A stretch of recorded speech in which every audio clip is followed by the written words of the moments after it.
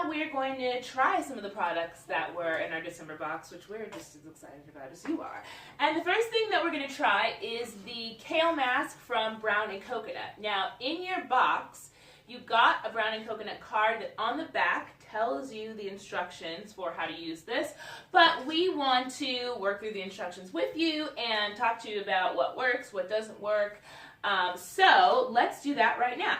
First, what you're supposed to do is start with a clean face, right? So we've washed our faces already. And then you're supposed to create a paste, oh right, you need a spoon, with this Kale Mask powder. And I kind of really like that, that it's interactive, right? And you get to focus the powder on where you really want it. Right. So, we're going to start with some warm water that's in this pitcher. Now, you want to start with a very small amount of water. Major key. Just a drip drop. If you put too much in, it'll be too soupy to really get on your face good and stay for the 10 to 20 minutes that they recommend. So we're just going to take our little teaspoon and start with a small amount of water in there. And then we're going to open our package. So I always like to smell stuff. Me too.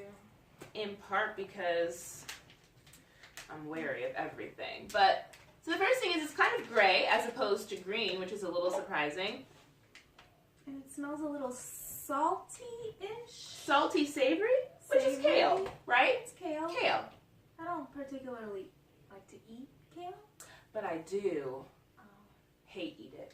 You know, like you hate watch things. Yeah, because it's really good for you. It has a lot of protein. I like romaine myself. Well, romaine doesn't have as much protein. Okay. So we're going to pour our kale powder into the bowl. And it actually turns a little greenish once it touches the water, so that makes sense. And you sort of know, I mean, yes, the products at like Walmart and stuff are pink and they smell like flowers, which is awesome, but most of that stuff is artificial. Like things don't come like that. So just the fact that it's green and it smells like kale lets us know that it's totally organic and 100% what they say it is. Yes. No, this came from the ground. Because I've got this. Can you? Well, so I think it's okay because it's not coming off in the water. So what we're doing now is just adding teaspoon by teaspoonful a little bit of water so that we can try to create this paste. Like we said before, you want to start with a small amount of water as opposed to a large amount of water, because once you have the water in and you put the kale powder in, if it's too much water, it's ruined and you won't be able to use it. So you want to err on the side of caution so that it doesn't get soupy. So it's a little bit of a trial and error process.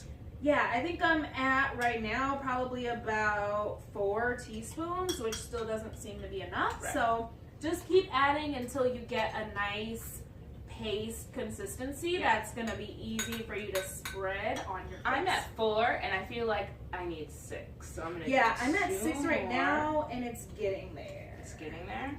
It's still a little... Okay, I think I might be good actually. Oh yeah, me too. Yeah, that 6 might have done it.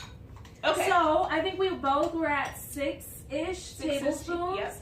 Okay, so we are going to mix this up and we will show you what it should look like as a paste and then we'll come back. To put the mask on our face. So I think I'm going to try to get what's on the spoon first. Yeah, so this is going to be interesting. I'm going to focus under my eyes. Get your natural hair or your weave, human, Brazilian, Malaysian, Indian, or your synthetic out of the way. See, I'm in my winter protective style, thus the micro braids. So these are not micro braids, take box it with braids. the spoon. With the spoon? No, I like to use my fingers. It feels amazing, actually. It's very interesting. I like it. It feels really great. We're gonna have to be each other's mirrors. Oh yeah. How does it look on my face? It actually looks like you're in the army. Oh. Like, you know, like Vietnam days where and they were trying to hide in the brush and stuff. Oh. Of the what do they have in Vietnam? It feels jungles? like living in the lap of luxury. It's cool. It is. Which is interesting because the water was warm. Yeah. Right. But you just want to make sure that you get it all over your face. I can. Oh, okay. I like to focus on my T-zone because I get really oily there and dry everywhere else. What is that called? Combination skin? Yeah, combination. That's me. And I get really dry in these creases. What do you call these creases? Around your nose? The nose creases. I'm okay with that. The nose creases. Yeah. And my sort of problem area for my skin is like the jawline. You know what I'm noticing? This is drying really quickly. Yeah, it dries really quickly, so you might want to move quickly. I'm also going to do underneath my eyes. Also around the corners of the eyes, for those of us who are over 30. Not me yet. Crow's feet. Don't make me tell them how close you are. But in my 30s?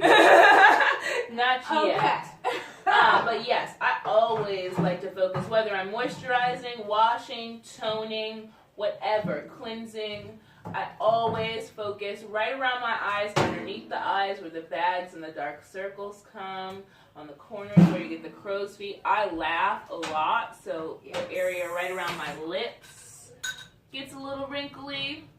And I think the crows, we have really big cheeks. We do have big cheeks. And I feel like when I smile, it squishes my eyes. And that just causes more wrinkles. Right. So one thing I'm noticing, like covered? Not on your forehead at all. Oh, no. Okay.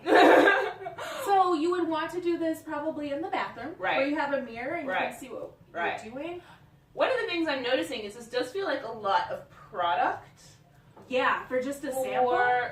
Well, yeah, like I feel like this could be 2 masks. So you might want to think about cutting your water and powder in half, and then you have 2 applications that you can use.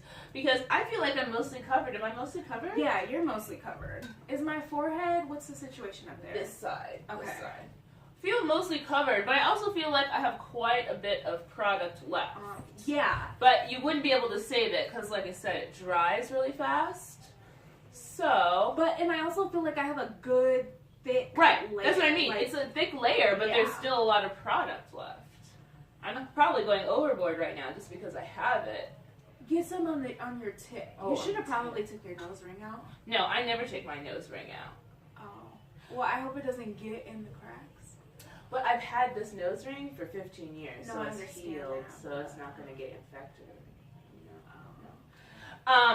Nose ring people out there, if you have a trick for getting in and out those twisty nose rings, I would like to know that. I tend to wear a hoop or... That's not even... It's not, but it's just a shout out. Let me know. No, don't tell her that. That's not what we're talking about right now. You can. This is a dialogue for everybody, Jeanette. We're dialoguing about face masks. Okay. So, my face is good, right? Do I look Am I good? You're still right... No, other side, right there. Yeah, you need a little bit. I'm trying not to get it on my hair. Right, you should have probably put your hair in a ponytail.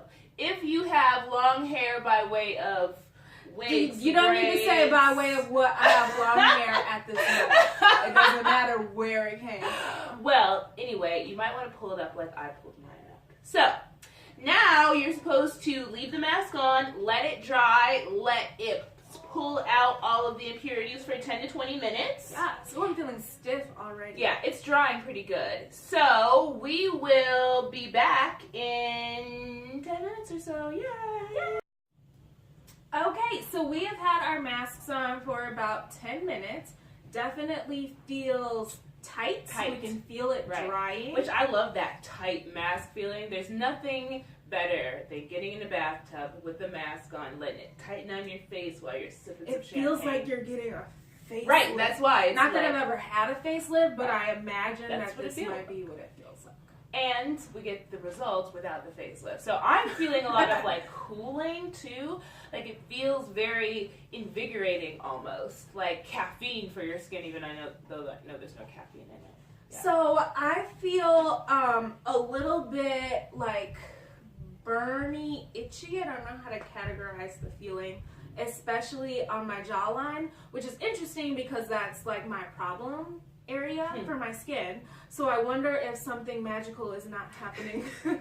That means it's working. It's burning. It's working. Yeah, I mean, we will see. But yeah, it definitely, for me, feels a little bit like uncomfortable in that area. So we'll sort of find out how that gets rectified as we wash it off. Absolutely. So we're going to wash it off and come back and tell you what we think. Okay, you guys, we are back. We washed off our masks. Woo, and that was quite an experience. It was intense. It was very intense. So we left our mask on for about 10 minutes before we washed it off, and what we both did was get a warm rag and slogged it off that way. Yes.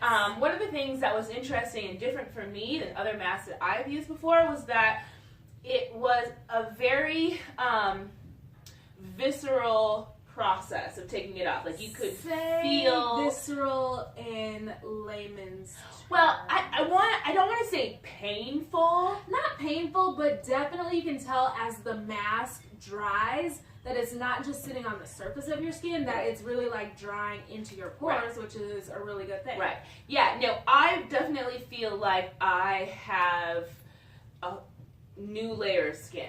Yeah, right? like that's it took exposed. off like a dead layer. Right. So I had a pimple right here, and it literally like took it off. So you can still see it, but definitely the layer that was on top of the pimple is like gone, which is awesome. And I had a pimple also on my forehead that was a bit older. That was one that I had popped, and it had a little bit of that scar tissue skin on the top.